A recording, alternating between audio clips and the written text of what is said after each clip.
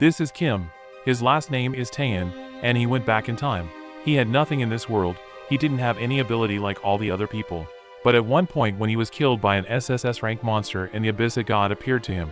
It regressed him, and now he has a predator ability that allows him to absorb other people's skills and appropriate them for himself. He now intends to change the past that wormed him and correct any mistakes he made there, and also to become stronger thanks to his new ability. In a world where the sky thickens into reddish-orange hues, time itself seems suspended before an impending catastrophe. Monumental ruins rise in the foreground, displaying a multitude of distorted faces as if they were silent witnesses to a bygone era. These faces, carved in stone, face upward toward the epicenter of the disaster, a giant spherical object that takes center stage in the sky. This object, a dark body surrounded by a light aura, is like a star heralding its end. Debris swirls around it, seeming to tear away at the very fabric of reality. The light from this cosmic body casts an eerie glare on the fragments scattered around, giving the scene a sense of drama and the inevitability of the coming event. A titanic monster emerges from the chaos, its open maw a black abyss with dagger-like teeth, its eyes glowing an ominous red, reflecting the apocalyptic sky. It issues a challenge to the heavens themselves, the sound of which resonates through the shattered remnants of the world. But amidst this despair, a lone figure stands defiant. The warrior, his face carved with lines of determination and fear, cries out in a rush of defiance, or perhaps in a burst of courage. Holding his blade in his hand and gritting his teeth, he confronts the huge creature, his very stance an act of rebellion against the encroaching darkness. The clash is swift and violent. Man and beast collide, a dance of shadows and light against the hellish light of a dying world. Each movement is a stroke of art on a canvas of destruction, each scream a note in the symphony of their battle. In the aftermath we see the warrior. He has fallen, his silhouette a stark contrast to the huge form that now lies defeated. His weariness is but the outcome of his dimmed hope in his mind. In the vast world where the heavens have opened their gates, there is one remarkable man whose fate, like threads tangled in the thickest of time, has led him into the deepest flames of despair. It should be noted that despite his relatively young age of 35, he remains that rare exception who, strangely enough, was not destined to possess the slightest supernatural ability. He is something of an invisible shadow, a colorless entity lurking among the shining heroes whose lives are destined to confront an endless war with the creatures of the gate. And now, as in all the previous days, he rushes fearlessly into battle, his tired shoulders carrying a heavy knapsack overflowing with precious crystals, booty carefully gathered from the ruined cities and picked up from everywhere. He, a true burden-bearer, a natural collector of fragments of former life, carries each of these crystals in his backpack as a token of his own bravery, which the world, alas, has never realized. As the raging storm of battle begins to subside, he turns around slowly, with labored breathing, calling to the others to announce that he has successfully collected all the valuable booty and inwardly hopes to find pride and respect in the eyes of his fellows. But instead his gaze falls on the haphazardly scattered bodies, the heavy overhanging silence, and the dead silence as a soundproof ball absorbs his words. Everyone who might have heard his call already lies dead, having exhausted the last vestiges of life. And at that moment, as if responding to the echo of his loneliness, Asmodeus, a monster deserving of SSS rank status, rises from the very depths of the ruined world. His presence is surrounded by an aura of absolute terror, and even the air around him begins to vibrate with sinister power. The monster that had become a living death to his comrades now turns his gaze upon him, full of cold indifference, as if Asmodeus himself had become a product of apathy and chaos. Our hero, realizing that now he is the only guardian left, the last hope for the fallen, despite his inner fear, builds up his spirit and prepares for the inevitable battle. He raises his blade, not expecting miracles or help from above, but his heart is aflame with the desperate courage that only true warriors carry. He cries out, promising not to give up without a fight, even if his doom awaits him.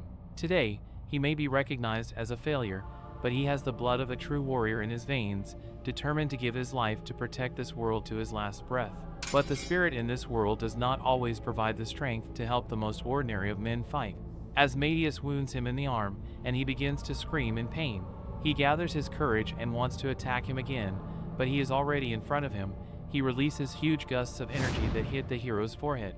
The story is over. He didn't expect this ending. His life is a clod of defeats and failures.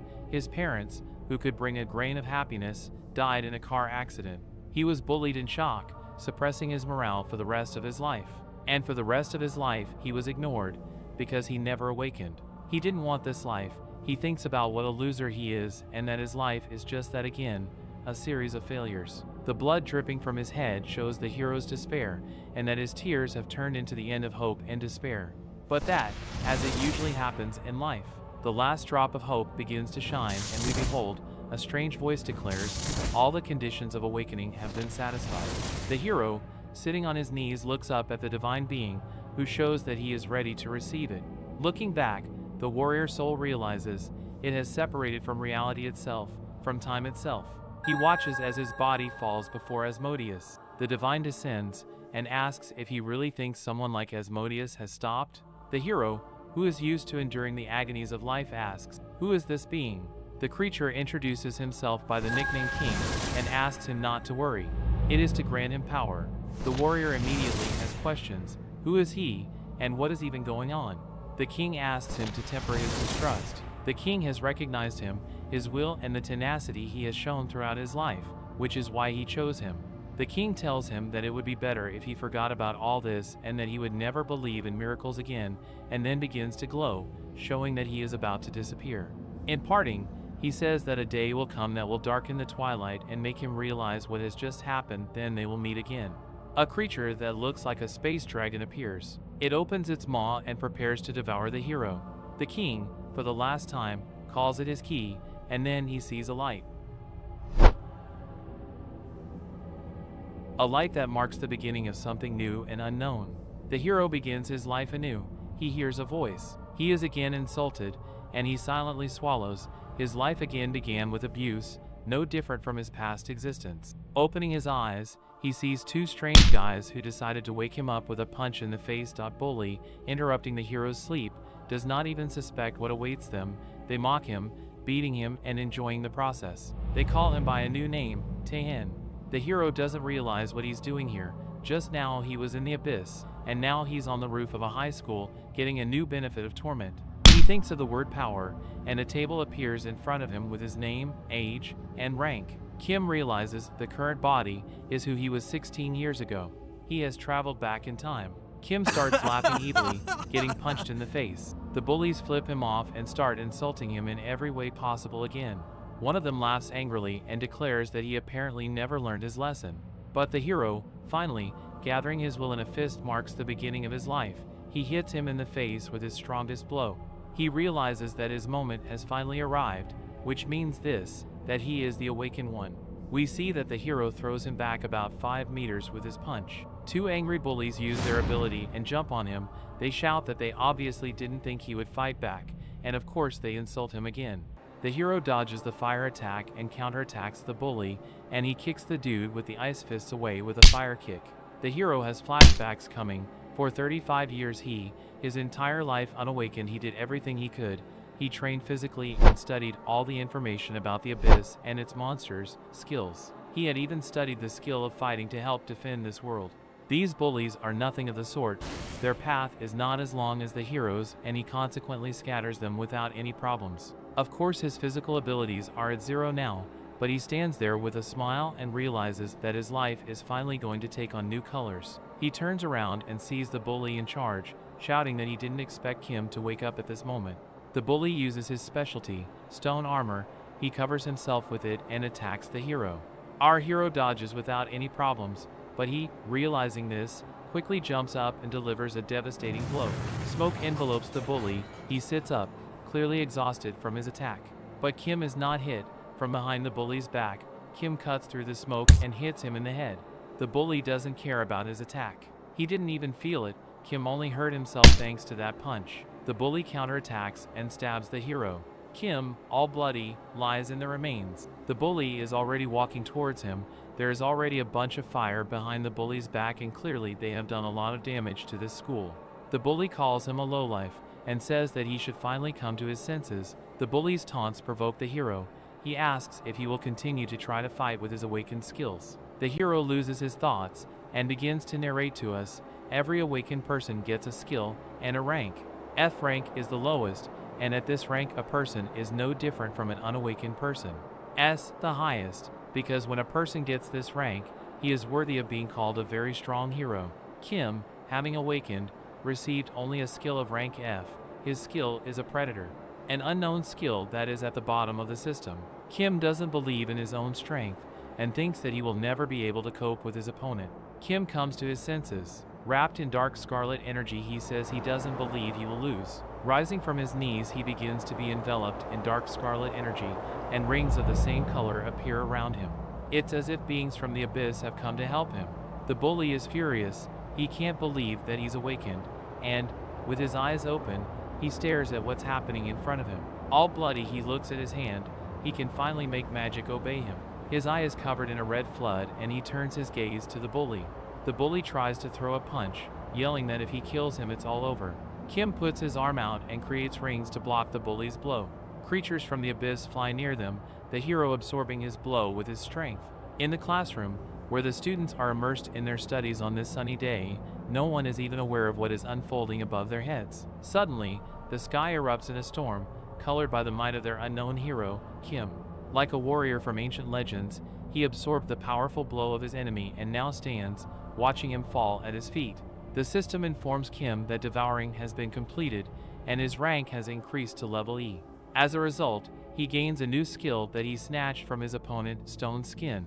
Arriving at the infirmary, he meets a girl in an office outfit. He brings 3 bullies with him, and the cutest nurse looks at him in surprise. Kim tells the story of how he brought the guys, including Bihexa, in for treatment after a fight. The nurse heals his wounds with her skills, and he assures her that they just rolled down the stairs. Kim then finds himself on a street illuminated by the Japanese sun.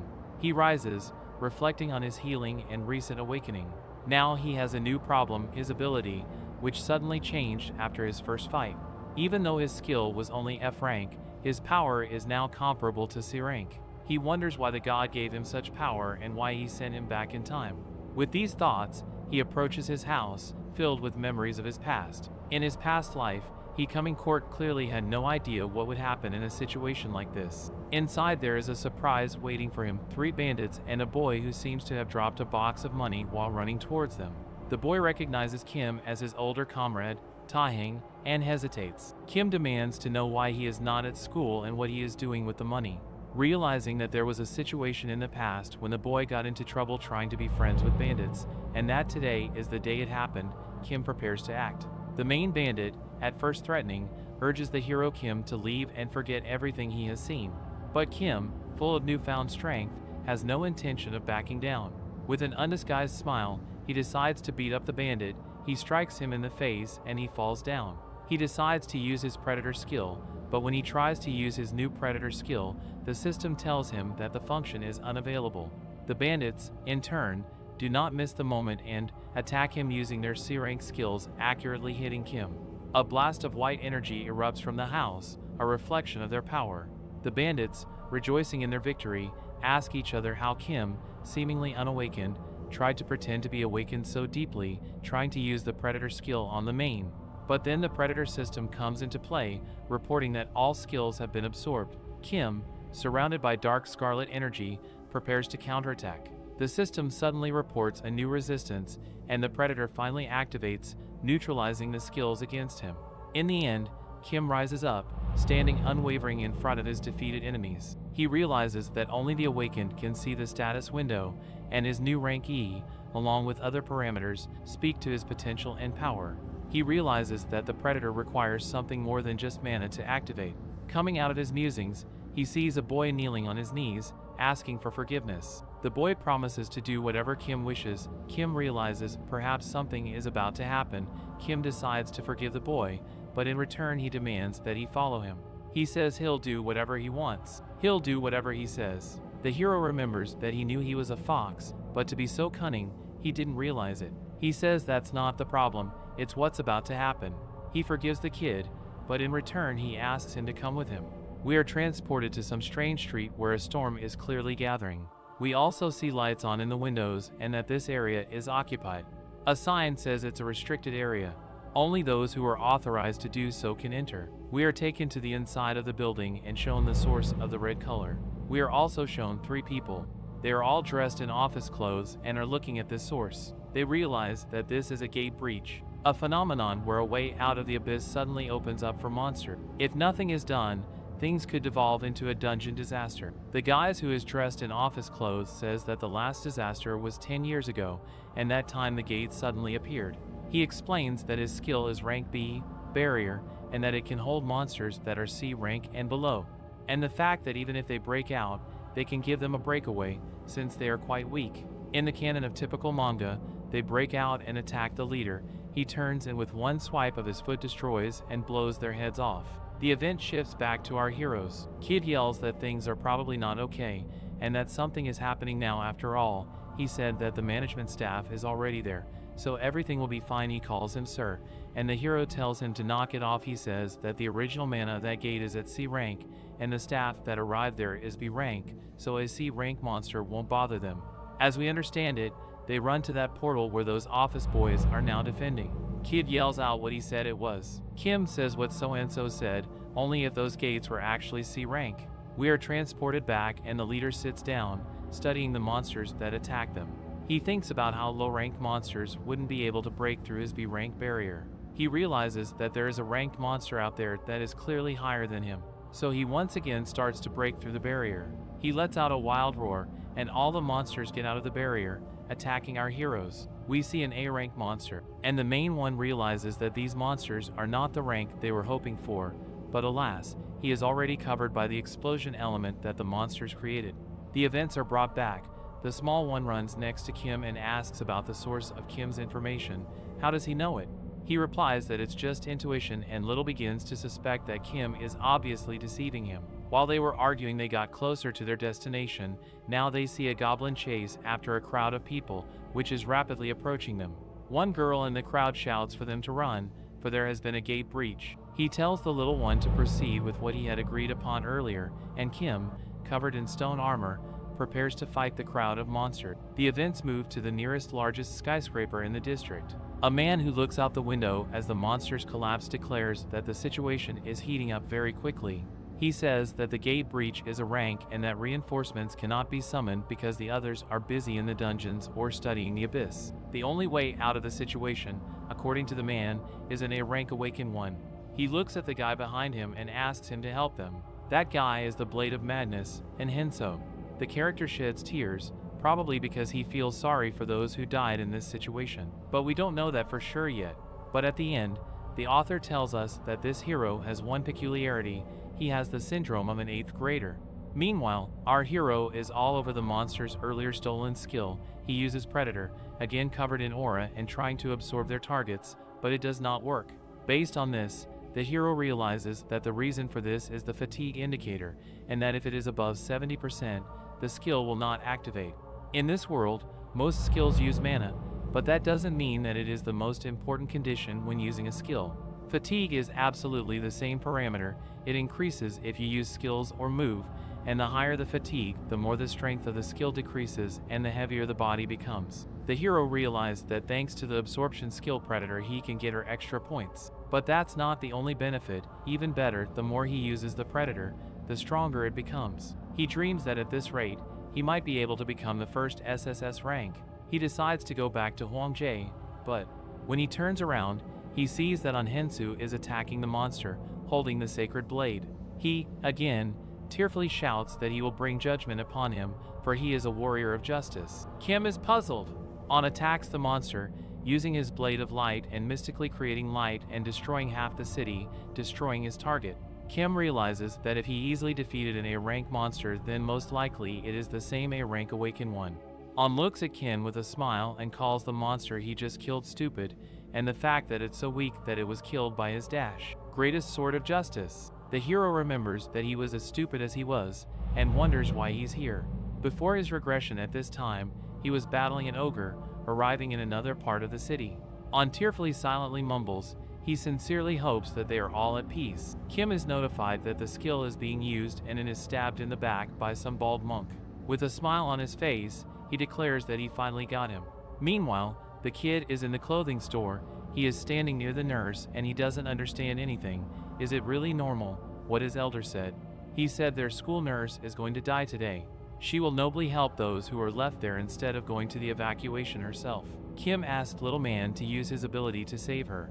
His ability is sleep, and his request was to put her to sleep and evacuate her. Kid doesn't understand how the older man knew about all this in advance. An idea pops into his head and he thinks the older man must have awakened the skill of foresight. He's thinking, could something go wrong?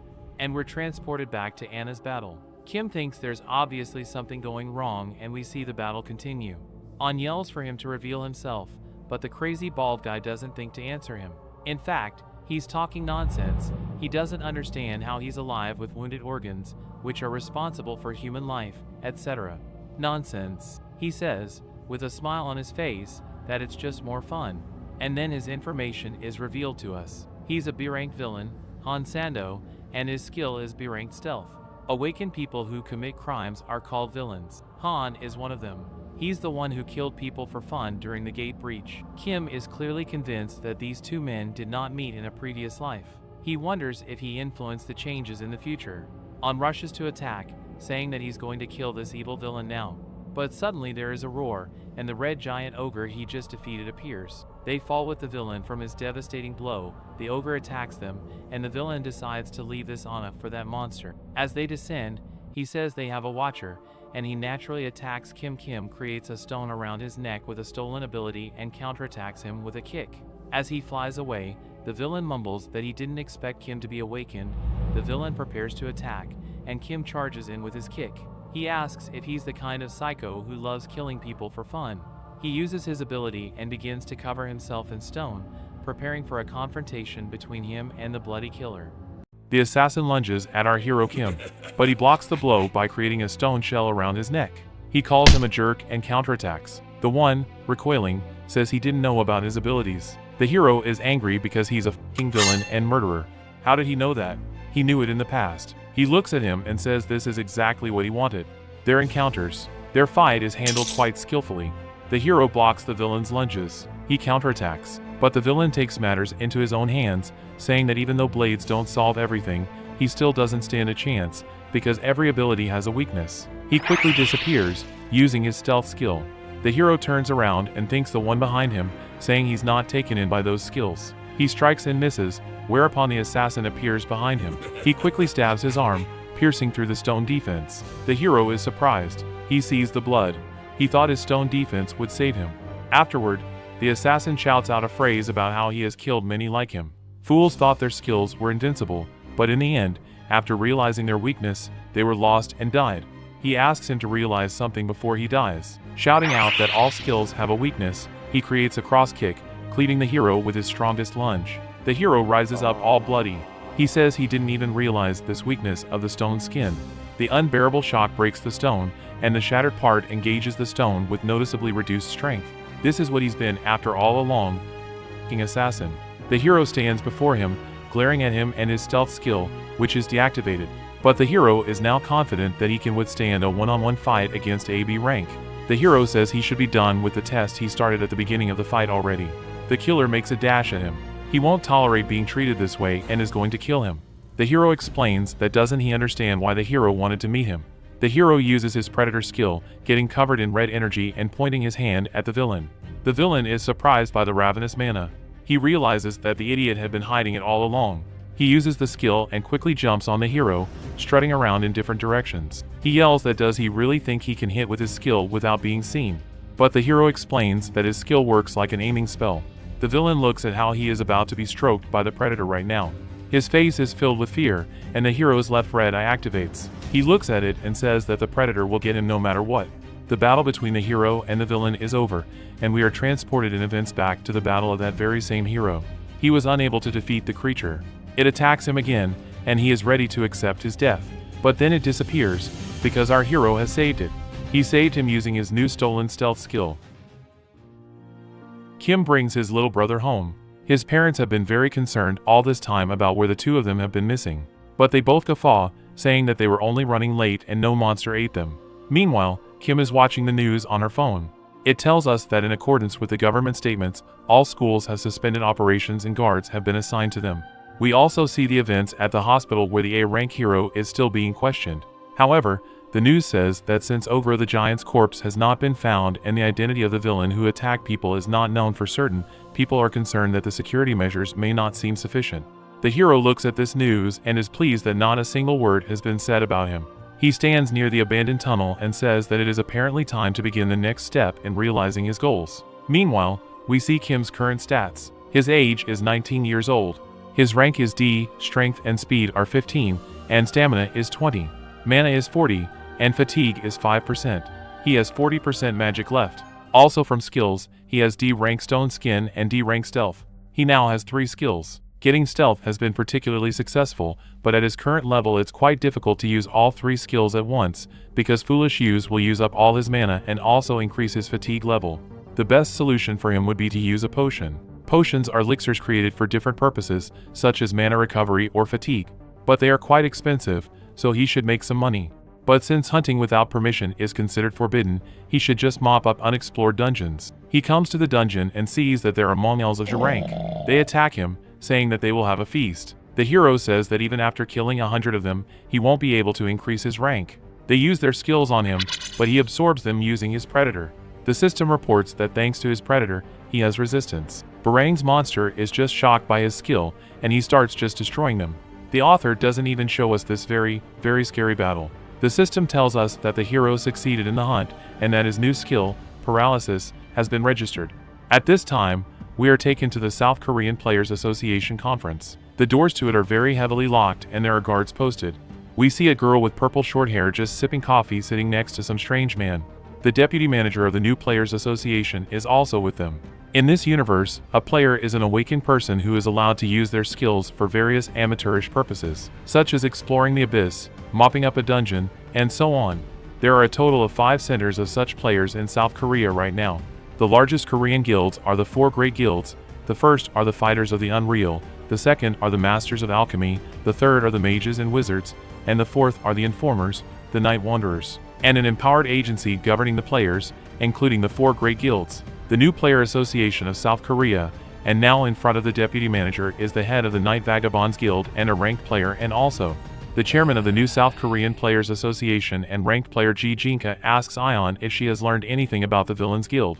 And she begins to tell what this criminal organization founded by the most badasses even among the villains. The members of this guild were gold rings with 3 skulls. She hands over a list of their movements, as well as a list of the players they are targeting. But she's sure that's not why he called her in. He starts laughing. He says he wants her opinion. He asks when Ion took the Players Association test. And she says when she was 19. He, sitting back with a smile, says how does she think a high school student can fight a monster on equal footing? And we are transported to the main character who has defeated all the spiders that attacked him. He makes a phone call and asks if this is one of the 4 great alchemist guilds. He says he wants to buy some potions while holding a bunch of magic crystals. The 7 days of school closings and Zavret finally came to an end. All this time, the hero Kim had been training his stats. He had been mopping up dungeons and training other stats. He also went to the Alchemist's Guild where he successfully traded his crystals for potions. Now his stats are as follows: strength is 35, speed is 31, and stamina is 32. He has also reached rank C on all skills. Despite this, he thinks about the fact that he still has a long way to go. This is all he ponders as he sits in school.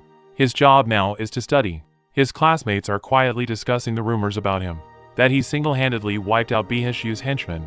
They think that no matter what happens, he's in big trouble. Suddenly, 3 hooligans walk into the classroom. The hero immediately pays attention to them, and on the way they smash everything, showing how tough and strong they are. Someone yells out that Lee Young-jae won't leave it like that.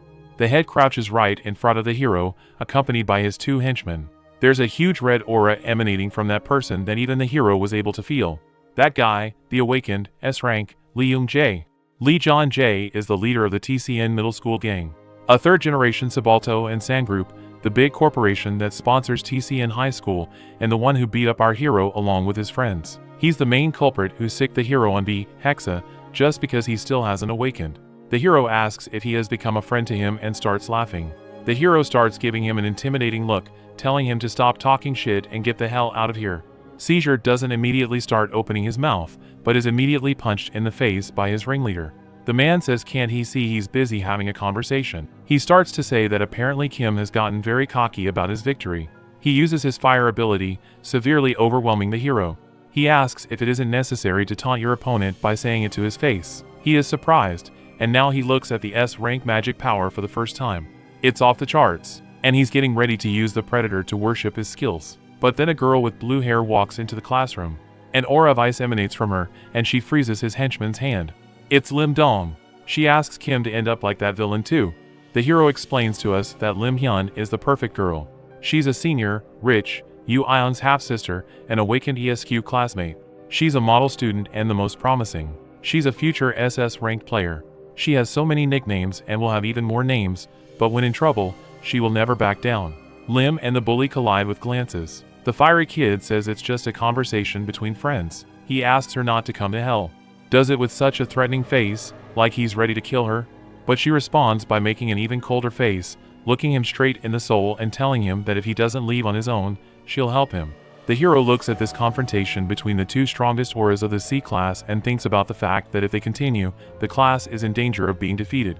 Fire Guy is about to leave, saying she must have taken it, but suddenly turns around, creating a fireball and saying, did she really think about him retreating like that? Suddenly there is a zing sound. The broadcasting department begins to speak into the loudspeaker saying that the Players Association will hold a special lecture in the main hall, and all students should attend. From now on, the Players Association will even accept students. Hearing all this, our wind-up boy wonders if this is the real Players Association. Afterwards, he cools his ardor and says that this time they were just lucky, and now he definitely intends to leave. He slams the door, and the heroine turns to ask how Kim is doing, but he's already disappeared without a trace. He turns around, already near the door, and says, didn't she hear the announcement of the gathering in the main hall? Then I'll go first. The girl wonders. She doesn't recognize Kim and wonders if he has always been like this. The events are moved to the location of the hall. All the students discuss and ask each other what this Players Association lecture is going to be about, and they think it's about the gate breach. Finally, the deputy greets the students of this institution. He says that there are two reasons why they have gathered them. One is for the lack of response to the gate breach, the apology, and the Hero Association safety training. And the other reason is for those who are responsible for the future of South Korea.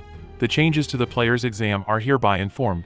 The fire guy remembers Kim and thinks about what an asshole he is, and the heroine with the very beautiful hair thinks about who he is and why he has such undetectable powers. Our hero, meanwhile, is just yawning. The students are wondering what the players' exam has to do with them. Doesn't it only start for those who have turned 19? The deputy says that they must be thinking that it starts at 19, and even though it does, it has everything to do with them. And he is here to make recommendations to those who deserve it.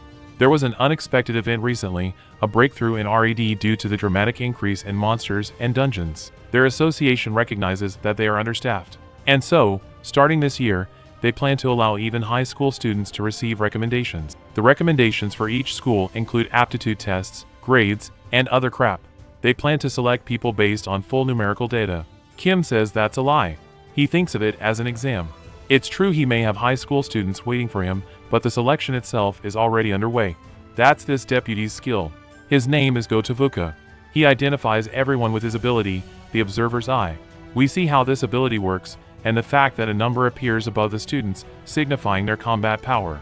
The observer's gaze is the ability to quantify the total number of abilities of the one being looked at, and even see the player's status window information when concentrating. To be precise, the numbers here are definitely better than elsewhere. The deputy meanwhile is thinking that these students will make great players, but the most surprising among them are the two players, that fire guy and that ice girl. Although he got a list of recommended targets from the Night Wanderers, but such numbers are just a shock to an untrained awakened person. He'll have to write a letter of recommendation once he gets back to the association. He prepares to speak, but is interrupted by a fiery fellow. He asks if he promised to provide a recommendation for the player's exam, and if there are any who are not at all suitable for the position.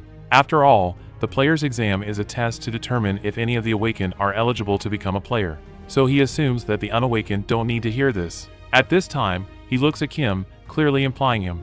He says that though he is a player, it is not only his power, but also his knowledge of the abyss, potions, and such things. All these complex abilities have to be tested, but the first difficulty is the awakened ones. If they are awakened, it will be listened to, won't they be harmed? He laughs caustically and looks at Kim again. Now the entire crowd turns their eyes on him. He is making this speech clearly with the intention of seeing if Kim is awakened. He thinks to himself that if he is even awakened, then let him prove it sooner rather than later. The ice girl gets turned on again, but he doesn't give her a reaction. Kim scowls at her, saying he didn't even ask for help, and she immediately turns away, saying she doesn't really care. He says he understands what this guy is talking about, but attendance at this lecture is up to those who attend, and asks if Kim is ashamed. He can't get a recommendation anyway, since he's not awakened. He again tries to provoke him into giving away his abilities, saying that if he can't prove he's awakened, he won't even have a chance to take the exam. But he doesn't have to prove it in person to get a recommendation, because the eye sees everything. He turns his gaze to Kim Taeon and thinks about the fact that according to the students, although he is not an awakened one whose potential level is unknown, he felt sorry for him, but his thoughts break through. He tries to analyze it with his ability, but it gives an error, saying it's impossible to confirm the information. He looks at it with shock. Kim starts to strike up a conversation with the fire guy, saying he's being obtuse, and the fire guy asks what good it would do him to listen to such information. After all, it would hit his revered pride in vain. So he just decides to walk out, showing his middle finger and asking him to stay and listen to a great lecture. The one immediately begins to get very nervous, clearly wants to hit the hero. But meanwhile the deputy stands in shock. He does not understand why his observer's eye did not work. After all, it worked even on the chairman and heads of player groups. He deflects, and is escorted away with all eyes. Meanwhile, the deputy is thinking about why his ability didn't work on this brat. He tries again, but the information still can't be confirmed. He looks at him in shock and sees God. And for a second, he sees his power, which is twice that of the C-rank awakened ones. His power is 5096. Also the one who turns his gaze to him, that is, the deputy, sees the very same God that came before him in the regression. Meanwhile, Kim is at school. He is reading books in the library and muses that he thought about using his free time to look for clues, but 3 bullies came to see him. He says there's no point in staying here anyway. And the bullies say that John Shi is looking for him and asks them to follow, but they ask something to the effect that if he doesn't want to, what will they do to him? They smile and prepare to hit him, but he only smiles at them. The bullies bring up the subject of his parents and the fact that he doesn't have any, and that even though his aunt is having a hard time, does he want to make her life even harder? He asks not to worry. After all, he's going to make him go anyway, and suddenly interrupts his words with our hero, with his strongest punch. He just blows him to smithereens, holding him by the throat and choking him. He tells him not to make him ask twice. Where is Lee Jong-shi? Where is he? The gymnasium is bathed in rays of sunshine. Kim walks in to meet the fiery kid. His henchman tries to use his status-reducing ability, but it just doesn't work. This guy is an A-rank hunter, and he's Lee's bodyguard, the fire guy. He says that if he has that level of resistance, then Kim is probably an awakened A-rank. The fire guy decides to talk to him as friends. He offers it to him and tells him that he was harsh, but he didn't really intend to hurt him. Rather, he was trying to learn more about him. He says that even a genius like him can't do everything alone, and so after he graduates, he will create a guild to succeed the Tayson group. He asks if he knows what he needs staff, not losers like the Hex, but truly talented ones like Kim. Fingers pointed at him. He's clearly trying to belittle him. He starts to snicker with an evil grin and tells Kim to join him and forget about old grudges, and he will have it all, fame and fortune, and his family can escape from the Navi source life too. Kim says Lido is all bullshit, interrupting his laughter. He asks if anyone really wants that fame and fortune. He says that one has crossed the line and is creating his stone hand. He sighs. The fire guy says that's right, as the one himself needs to show their true place by creating a fire ability. Guard Kid creates barrier magic. Now it surrounds them and it protects the school from damage. They begin the fight. They cross their fists and a huge sphere is created which explodes, and Kim is seriously injured. At that time, the fire kid wastes no time and attacks him with his foot, causing massive damage. He, laughing, asks if he still doesn't understand. The guard meanwhile thinks about feeling sorry for him, probably awakened by this, and ranks with a high strength reinforcement skill. With such a level of willpower combat skill, it's hard to believe that he's still a schoolboy. He probably usually can't even find an opponent. But today's battle is a completely different level. He tries to strike, but the fiery kid quickly deflects his attack with a single hand movement and creates an explosion again. Called the fruit of S-rank Kim's talent, he has no chance of winning. He's just asking to learn his lesson, but then Kim blocks Fireboy's punch, which was with devastating force, and he counterattacks him in the face. The guard is shocked and doesn't understand. Did he really throw him away? Meanwhile, the fire kid is in shock. He can't even believe he was able to do that and asks how dare he. The guard realizes that his skill isn't limited by armor. And Kim, with a smile on his face, is finally happy about it. He says he finally got something mysterious. Kim explains the meaning of his attack. He crossed 3 skills at once, because if he had unleashed them all at once he probably wouldn't have succeeded. Fireboy is very angry, and says that he clearly underestimated him. He shatters a strange magic crystal, becoming covered in energy and preparing to launch a new attack. The antagonist shatters the magic crystal, becoming covered in magic lava. After these words, he immediately starts attacking. The hero tries to escape. At the same time he jumps and counterattacks. Trying to strike hard he fails. The stone cover shatters on his fist. The hero flies back from the blow and is eventually defeated in this part of the battle. The antagonist's servant explains that what he just used is the Lord's skill. The true form is an S-class flaming heart. In his normal human form, it would be impossible to unleash the true power of the S-class, but thanks to the crystal his master used, he was able to temporarily increase his magical power. The servant shouted for him to stop using this power, for it was too strong for him. The blood vessels will burst due to the leakage of magic. Firehead throws a fire spear at him and tells him to shut up. After the hero humiliated him, he's not going to let him go. Firehead starts laughing, clearly losing his mind. He's determined to kill Kim Tae-hyun. The bodyguard, meanwhile, thinks he's lost his mind, not realizing he can't stop him. He yells at Kim to try to escape, but he immediately gets punched in the face. The hero says that he started the fight first and that he's not going to back down. He appears out of the smoke, covered in dust, and says that while he admits that S rank is different, he'll be himself then too. He uses the Predator skill again, getting covered in red energy. The events move to the same tower we saw last time. One of the squad captains is talking about the powers he saw in the academies, and meanwhile the superintendent is just shocked. The analyzer reports that Lee John-chae has a combat strength of 1900 and Lee Ion has 2300, and that they are confirmed awakened C rank. All the servants are surprised by this result, as it is very difficult to achieve such a rank without training. Everyone is happy that Korea has a saint-level hunter. The analyzer recalls the example of one of the saints, a female hunter representing Japan. Her combat power is 200 to 500 units. When she was only 19 years old, she tested her level for the first time, and that was her score. And he thinks about the fact that even this monster only has 2,500 units. The analyst doesn't understand what the hell was wrong with that person's score, and that's our hero. He thinks about the fact that maybe it's a mistake in his skill. The analyst and his team are going to figure it out, obviously going in search of that hero. Meanwhile, the events are carried back. The bodyguard looks at the whole situation with Uzrash. He says it just can't be, so how? How did he do it? We don't get a sense of who he's talking about yet, but we see how the Predator absorbed the ability of that fiery bully. He watches as she tears up in pain and is about to strike, if she could do so of course. The fire bully meanwhile doesn't understand why on earth his power stopped working. He thinks about the fact that he shooted away last time, that he's too strong, that he's so cool and heir to the Taesin group and his rank is S rank. He tries to hold the Predator back, but he's not doing well at this point. He says his name and prepares for the hardest punch. But the hero says he doesn't care about his S rank. When he has that power, he is the strongest. He says this as he prepares to absorb his ability. He uses his power and summons some strange creature with dark long hair. He says his power is that of a king and the Predator rushes towards the fiery kid. From this surge of power, there is a massive explosion in the gymnasium where the battle was taking place. We see everything is filled with ruins and everything is on fire. The hero has defeated the fiery bully and the bodyguard just can't believe it, standing there shaking with fear. The hero looks down at him and says he surprised him. The bodyguard rushes to defend his master. While the Predator attacked his target, the Lord saved him from the blow by throwing him off to the other side. The hero didn't expect him to take out Lee Young-shi, the fiery bully, but he decides not to do anything about it, since it doesn't matter anyway since the hero has already acquired the antagonist's skill. The bodyguard asks how the hero is going to deal with the consequences, since the one he has now defeated is the heir to the greatest Taesin group. The hero says he didn't even start this fight. And afterward, looking at the bodyguard with disdain, he asks him if he's the kind of person who would be intimidated by this situation. He tells the bodyguard not to worry, because he wasn't going to kill him anyway.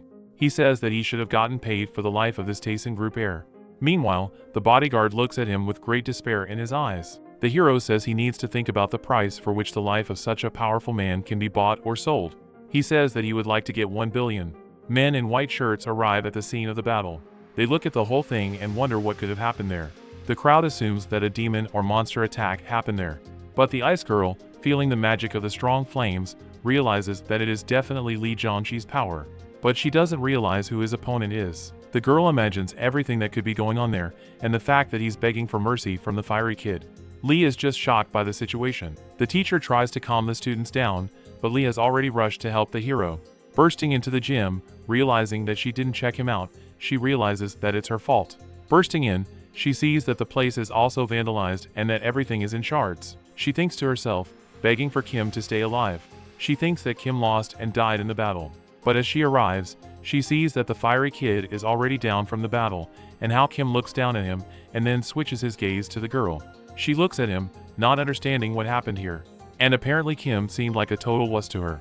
She thinks about the fact that she walked in just in time, and that she would have needed a witness. Or she'd need someone to move him to the nurse's station. Or better yet, straight to the hospital. She stands in utter bewilderment, looking at it all. She didn't expect a hero's victory. She asks Kim what happened here, picking up the fiery kid. He says he doesn't know what he was doing, but he was lying here alone. Maybe he fell down the stairs or something. But she, looking at him, clearly realizes that it just couldn't have happened. After which Kim says goodbye and quickly leaves the scene. She tries to reconstruct the events, but he's already gone. Kim Tae-hyun looks at the surrounding area. He finally exhales. He thinks about Lim having to take care of Lee Jeongba, that fiery bully. Reflecting that the Taesin group won't be pestered, he decides that his problem is solved. He looks at his stats, where he has a new ability.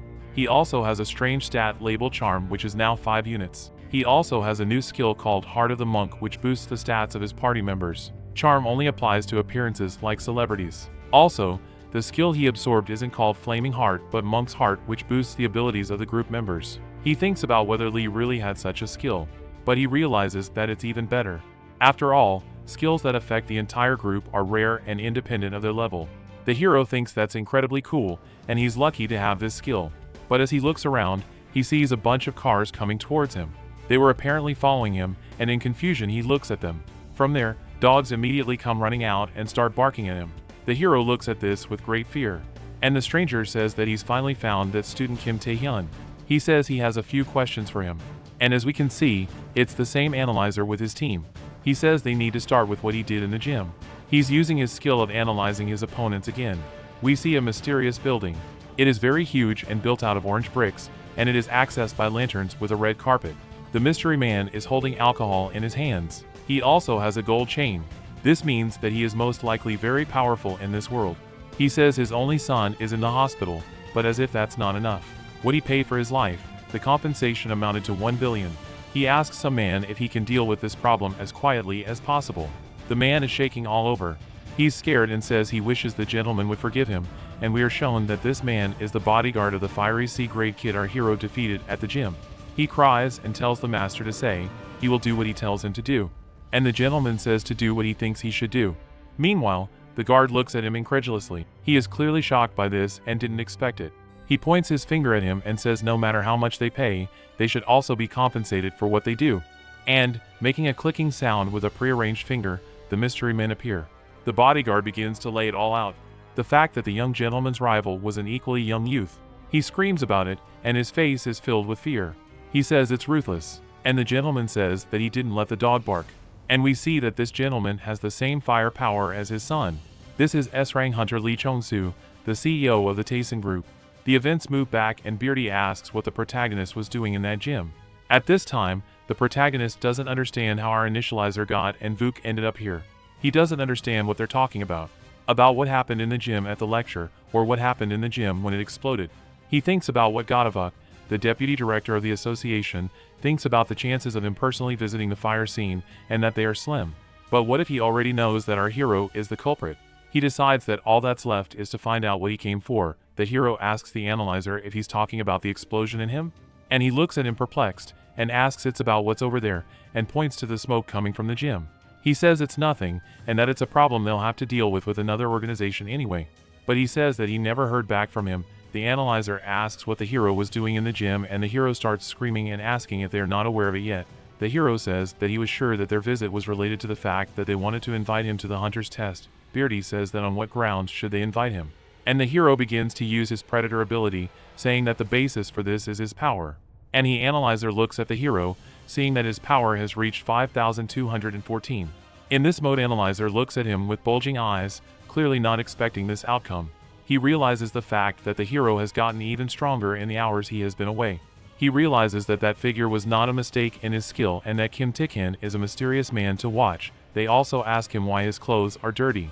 And the hero interjects what he asked. Afterward, the event shifts back to Kim's ancestral home. His brother runs up to him and asks him if he is serious about going for the hunter's exam, and he says that he will do it in a month. Meanwhile, the kid yells that he is now his slave and starts worshipping him, saying that he is His Majesty Kim Tae-hyun. The hero starts thinking about the fact that the Taesin group should take care of the gym, and Go Tuwook's suspicions will probably be dispelled. He does this by doing physical exercises with dumbbells. He's also thinking about the fact that the exam is in a month, so he needs to focus on training for now. So there shouldn't be any more problems, but then the phone rings and he immediately pays attention to it. Meanwhile, we see this house is already being watched by strange people who are clearly up to something very wrong. These people are also holding a very scary man hostage, or rather not scary, but the one who was protecting Firehead. They look quite intimidating. They are wearing a black outfit that completely seduces them, and they have bandages on their arms. One of the bandits says that this high school kid they are following right now is probably in the nearest hunter test. The bandit babbles something about why the ones who ordered his murder are afraid of rising stars. There are two assassins, a black and a white gate. One of them is Demon A. The bandit looks at his brother, questioning if he's really a rising star. He's just a brat with little experience. They each have their own skills. For example, the black brother has stealth and dark enhancement, and he's Demon A, Rango, and the younger brother White has stealth. He's considered a hunter B. Rango. The bandits think that even if he's a promising hunter, without enough experience he can't stand up to them. Absolutely nothing. Black turns around and starts shouting the word brother. Apparently something has happened to him. And what do you think it could be?